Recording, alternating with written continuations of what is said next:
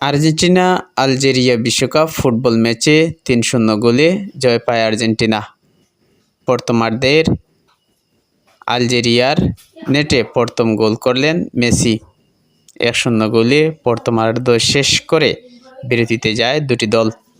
বিরতির পর আবার খেলা শুরু হলে আলজেরিয়া বারবার আক্রমণ করতে থাকে, কিন্তু গোলের দেখা পায়নি দলটি। মেসির ম্যাজিকে আবার দ্বিতীয় গোলের দেখা পায় আর্জেন্টিনা। দুটি গোলের মালিক মেসি। খেলা আরও টানটান উত্তেজনার মধ্যে দিয়ে চলতে থাকে। নির্ধারিত ৯০ মিনিট শেষ হওয়ার আগে আলজেরিয়ার জালে আরেকটি গোল করলেন মেসি। মেসির ম্যাজিকে আলজেরিয়াকে ৩-০ গোলে উড়িয়ে দিল আর্জেন্টিনা। ২০২৬ বিশ্বকাপে প্রথম হ্যাটট্রিক করলেন মেসি। নির্ধারিত ৯০ মিনিট শেষ হওয়ার পরেও অতিরিক্ত সময় পেয়েও গোল শোধ করতে পারল না আলজেরিয়া।